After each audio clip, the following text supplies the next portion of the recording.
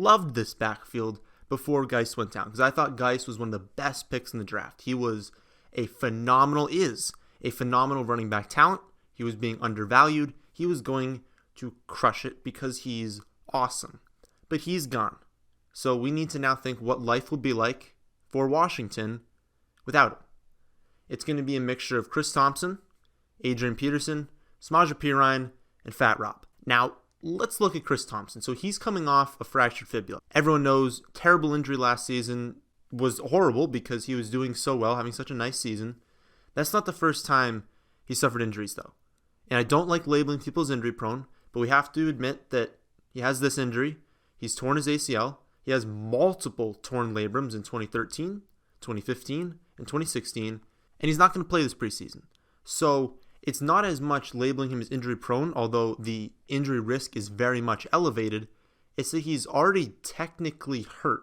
Maybe he doesn't have a hamstring or an ankle injury, but he's coming off of a major injury, and we have not seen him back on the football field producing like he produced in the past. And now we think, how has he produced in the past? Is this a guy that was just killing it in the league, and we can expect him to go back to that production? Well, his career highs, and these two numbers came in different seasons, are 356 rushing yards and 510 passing yards. We know for a fact he's not going to beat that rushing yardage because he's fourth in the depth chart for carries. Now, I'd say that it's very unlikely they keep APP, Ryan Kelly, and Thompson if they're all healthy. They're not going to dress all of them, so someone's going to get the boot. I don't really know if it's going to be P. Ryan or Kelly yet. They're both terrible, so this is irrelevant. But I don't really know which one it's going to be, but that doesn't affect Thompson. Thompson's role is secure. He's the third down back with zero early down work. That's not someone I draft. I don't draft receiving backs because when are you starting him? Last season, he was awesome in best ball and he was awesome in DFS. But there was no way you started him on the first couple times he went off because it was early in the season. You had no indication that was going to happen. So he was on your bench. So everyone that had him last season didn't even really get to use him more than maybe 2 or 3 times. He maybe had 2 or 3 games where you actually used him. That was when he was fully healthy and he was riding high on touchdown variants and riding high on these insane screen pass variants. Expecting that to repeat is a little bit foolish. He's not going to be as lucky as he was last season, and he's going to start slow. He's not playing the preseason. They're not just going to throw him out there in every single third down. So you're drafting a guy that isn't going to be in on early down for sure for the whole season. And even to start the season, will only be in on limited third downs. If you really like Chris Thompson, trade for him in week 4, but don't spend a draft pick on him because he has no upside and there's just no reason to because you're likely going to end up dropping him. The rest of the guys, you're not drafting them either. I've got a lot of questions on AP. No, you're not drafting Adrian Peterson. Thompson's there, so he's not going to catch any passes, which already is a huge hit to his value. They're not a insane offense, so he's not going to get a ton of touchdowns, and he is going to split work with whatever running back wins that battle between P. Ryan and Kelly. I have the feeling it's going to be P. Ryan because I think he's better. But let's say it's either one of them. They're going to split early down work, and that's not something I want. So the whole backfield, stay away. Opportunity is king, and none of these guys have opportunity. None of these guys have upside, so don't draft them. Next backfield is the Cleveland Browns, and I really wanted to do these teams back-to-back because they're so similar in how I break them down. You're not drafting any of them because of upside. The only way one of them pays off is if either Hyde or Chubb get hurt. That's the only way they pay off. And even then, it's probably going to be difficult to start one of them, although I think they'd probably be a flex. But you shouldn't be drafting people in those mid-late rounds when the only way they pay off is through an injury. That's just not a smart draft pick. Duke Johnson is going to get only third down work. He is Chris Thompson. Duke Johnson and Chris Thompson are the exact same player. Neither of them will touch the ball on first and second down. Hyde has looked amazing. He was not that great last season at all, but he's looked phenomenal in this preseason. So he looks good. They can't bench him. Chubb has shown flashes. He had the one bad game, but there was really nothing being blocked for him. But he's shown flashes of being what we know, a great running back. So who gets the ball? Well, it's both of them. So essentially, if you draft Hyde, you're drafting, we'll say, a first down back. Chubb's like the second down back, and Duke's the third down back. So you're getting like a third of a running back. And they're all going, in decently high draft pick spots. They're not going in like the, 5th, 6th rounds, but they're still going in spots where you can get very good players. I just don't understand why anyone would go there. They have Landry. They've got Flash. They've got Njoku. They've got Callaway, who looks really good. There are too many people on this team. I'm drafting Josh Gordon because I understand the upside. I've decided my keeper. For those of you, thank you for people who put in the comment section who I should keep, Juju or Josh Gordon. I'm keeping Josh Gordon because I understand the upside, and I've already broken down why he could legitimately be worth a first-round pick. And I'm keeping Njoku because I understand that he has upside in a position that doesn't have much upside. I'm also potentially drafting the quarterbacks in the leagues that I have coming up because I understand their value as well for where they're going. But I'm not going to touch the running backs because there's 3 of them, and they're all actually really good. Like, Duke Johnson's a great running back. Like I said, Hyde looks awesome, and I already knew Chubb is awesome. So it's not like any of them are getting benched. They're just all going to eat into each other. So don't touch any of them. I wrote the last comment. The only way you're starting one of these guys is if your team's bad. So let's not draft bad teams because all of them lack upside. Next, Oakland Raiders. Here's the depth chart for the Oakland Raiders, and it's actually one of the depth charts that's kind of tricky to figure out. We know Lynch is the one. Lynch is definitely first and second down running back. We can be pretty confident in saying that Doug Martin's done. Like, he's just not good anymore. Not that he was ever, one of like the best running backs in the league. He had a good season or two, but he's done. So he's not going to get the ball much if he even gets the ball at all, really. Jalen Richard is going to be like a change of pace kind of guy, maybe some third down work. DeAndre Washington, he might get cut. He's not all that good, and he might be injured, but don't quote me on that one. I'm pretty sure he is. I'm almost certain that he's hurt, but he might get cut. He might not make the team. And Chris Warren, actually, if you've been paying attention to the preseason, he's looked awesome. Like, Chris Warren looks fantastic. So it's entirely possible that Lynch is the one, and then Warren and Richard kind of split that rest of the work. But regardless, we know that Warren and Richard, barring massive injuries and massive touchdown variance, have no path to volume and have no path to success. And Lynch is a 32-year-old running back that won't catch any passes. Lynch is going as the running back 22 in the 5th round. And given no injuries and given good touchdown luck, he still finished behind that last season. So last season was kind of like a best-case scenario. He didn't have a lot of receptions because he's not going to have a lot of receptions, but he got into the end zone, and he got over 200 carries. This is best-case scenario. So if best-case scenario is like a really low end 2, essentially a 3, why would you draft him? That's just, he's being way too overvalued. It's not even a spot that makes sense. That's RB22 in PPR leagues. He's going ahead of that in standard leagues, and it just doesn't make sense. The Raiders aren't going to be a fantastic offense this season, and they're going to have to throw the ball, and that doesn't play into Lynch's strengths. So I'd stay away just because I don't see a path to a monster season for him, and there are running backs and wide receivers in that range who are so much more valuable to your team. So stay away from this entire backfield. Want absolutely no part of any of them. Next backfield, and this one's probably going to get some hate. It's the Miami Dolphins, which I say that, right? Like, you say that in your head. This one's probably going to get hate. The Miami Dolphins backfield. It shouldn't get hate because it's the Miami Dolphins. That's like the number one rule. The number one rule in fantasy is don't draft 2 tight ends, quarterbacks, defense kickers. Don't draft 2 of them. But we'll say the second rule is don't draft injured players. Third rule, fantasy, is you try not to draft running backs on bad teams. You're right, like, it just makes sense. Try not to draft a running back on a team that's not going to win many games, because teams that win games are ahead more and run the ball more. Teams that are losing games are behind more and don't run the ball as much. It's just common sense and what the numbers say as well. But what's their backfield like? Well, they got Kenyon Drake, which is obviously the guy we're going to be talking about here. They've got Frank Gore, who, we all know we're not drafting Frank Gore, so I don't have to really talk about him.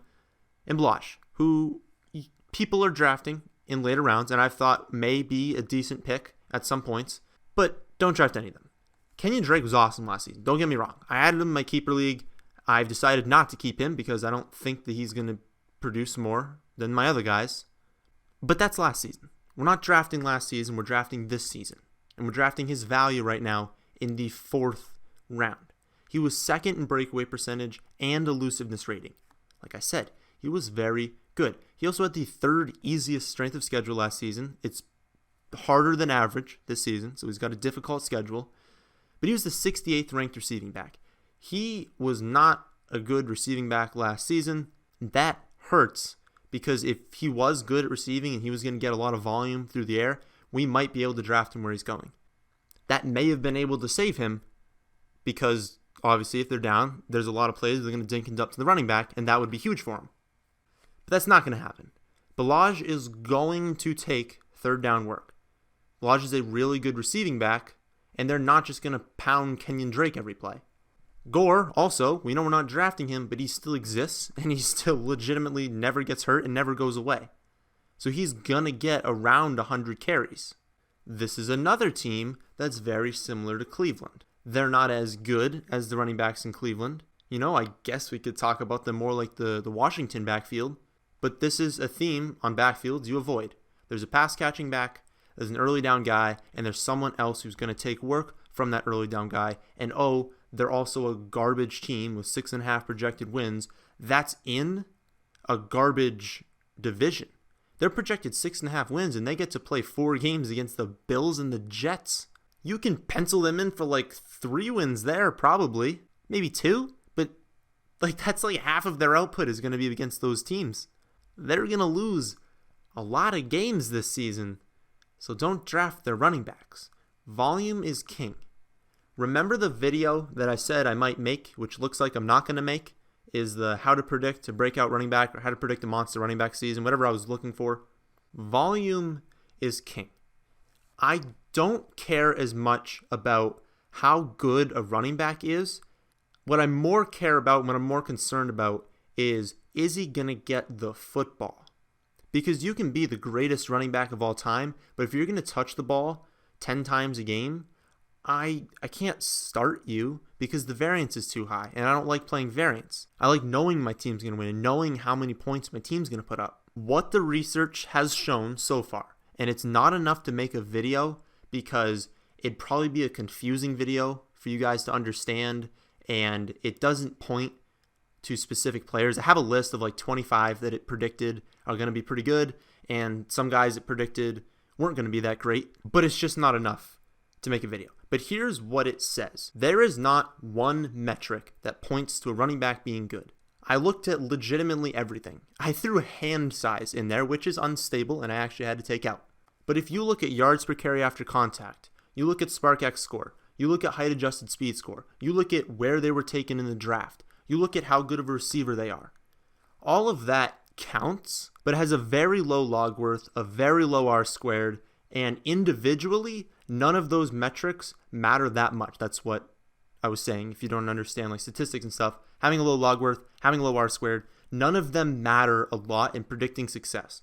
What matters a lot is what have you done in the past for volume, and is that going to translate into the future?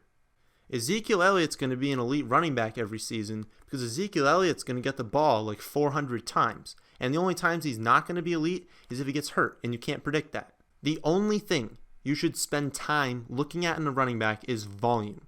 Then if you have extra time and you got to break down 2 guys where you can get the same amount of volume, who's better? Or you got to find a guy that's going really late in the draft who is talented and could get that volume. But we know how talented Drake is, and he's good, but not good enough to get an insane amount of volume.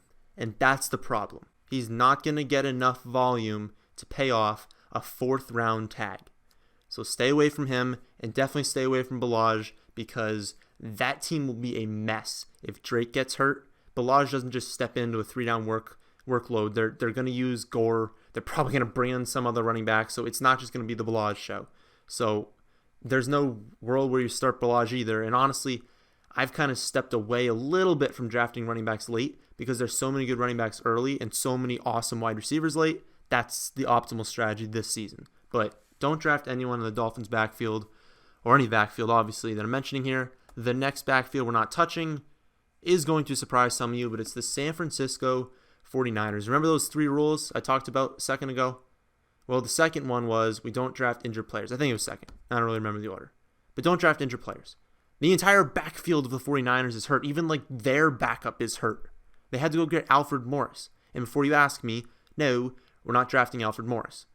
If, McKinnon like breaks his leg or something, then I guess we could put a waiver claim in for Morris because he's probably going to do something. But I'm not even convinced Morris makes the team. We don't really know yet. We'll see in these next couple of preseason games because McKinnon and Breida aren't going to play in the preseason. So we're going to see how their backups do. But they're going to be ready for week 1. So even if, Alfred Morris does fine, and I think he gets disrespected sometimes. Like he's a fine running back. He should be on a team.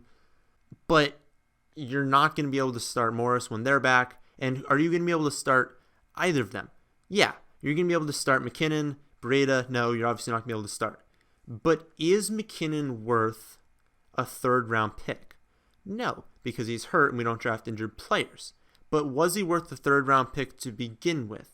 It was already fringe. I made the video breaking them down, him and McCaffrey, and it's clear now, obviously, because of the injury, you take McCaffrey, obviously, at that spot.